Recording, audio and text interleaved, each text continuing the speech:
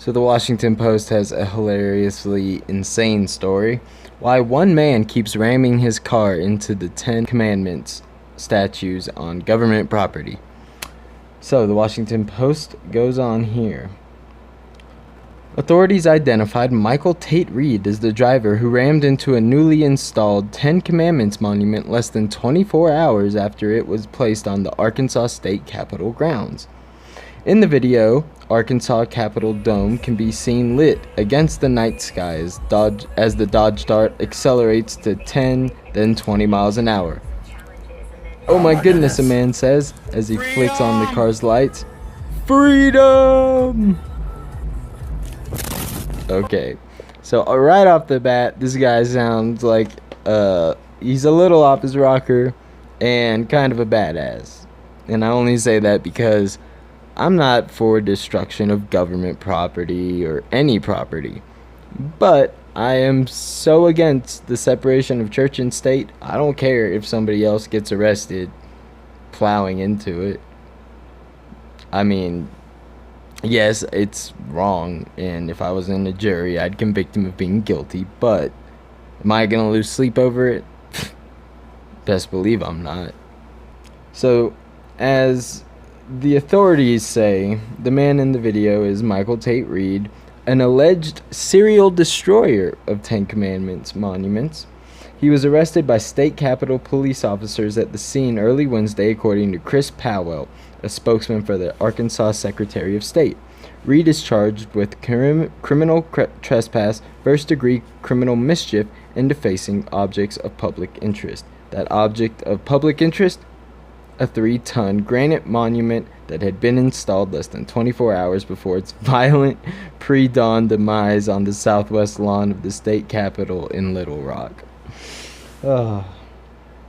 So crews cleaned it up by Wednesday, the next day, and we've had plenty of people in the government who have come out saying that they're already planning on making a replacement for the statue and that it was a privately funded statue. And like that fucking matters, because guess what's not privately owned?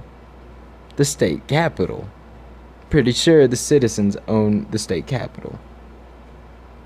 So by putting a statue or monument of the Ten Commandments, you are violating this separation of church and state. You just are.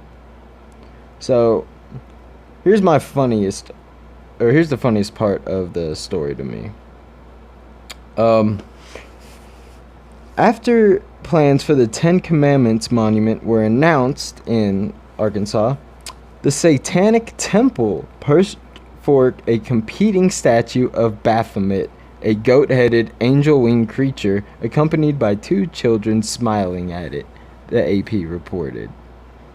You gotta love the Satanic Temple, man, because in all honesty, the majority of people who are Satanists are actually atheists who use Satanism as a way to combat like nativity scenes or anything that depicts a Christian or Muslim image on state property. Well, they're like, all right, well, if you're gonna allow that, then you have to allow our symbol, our statue, our monument of the goat man Baphomet. And they've been successful in the past. I believe there was a city where there was a major scene, and right next to it there was like a satanic statue, and all the citizens were like, this is outrageous. How dare they have the ability to post, these insidious, religious teachings in the public square. And they're like, yeah, that's the fucking point. So they're basically trolls. They're not really religious people. At least the vast majority of them. So other states have grappled with similar Ten Commandments controversies. I actually covered one of these in a previous video of mine, including Oklahoma, which installed the 4,800-pound monument on its Capitol grounds early 2012. Well, Reed wasn't having any of this, and he plowed his car into that monument in 2014.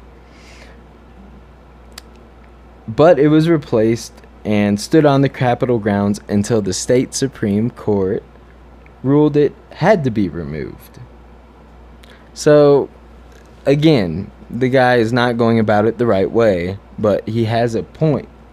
And that point being, that monument has no business and no constitutional value on any state or private or publicly owned land or property.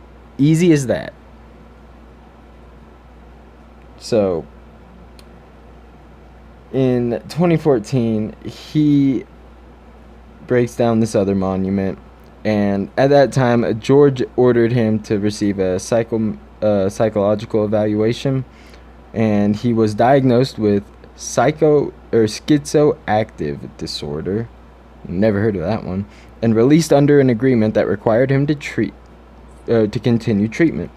He sent a rambling letter to the newspaper apologizing for describing the voices in his head and his attempts to recover from mental health issues. But my favorite part about this is the very last sentence. Quote, "I'm a firm believer that our salvation, we not only have faith in Jesus Christ, but we also obey the commandments of God." This guy's a Christian. He's not even an atheist. Wait a minute. Something's not right here. Are you telling me that somebody can be religious and for secular values?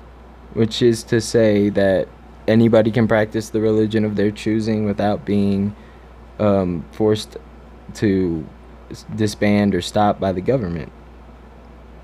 So, we also obey commands of God that we confess Jesus as our Lord. He says in a post, "But one thing I do not support is the violation of our constitutional right to have the freedom that's guaranteed to us, that guarantees us the separation of church and state, because no one religion should the government represent."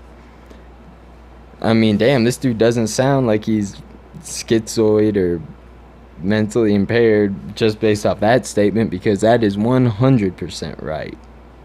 100% right. And, of course, he's already back at it again and asking for money to repair his car and maybe knock over that next monument that gets built. So, we'll keep an eye on this story. If anything develops, I will let you know. Anyways, thank you for watching The Primo Show. If you enjoyed this, like, comment, subscribe, or leave a comment below and I will answer it. I promise. I'm good about this, folks. And if you have any ideas for a future video or anything you would like covered, drop that below as well. And you can find me on Facebook at The Primo Show. And I'll see you fuckers later. Peace out.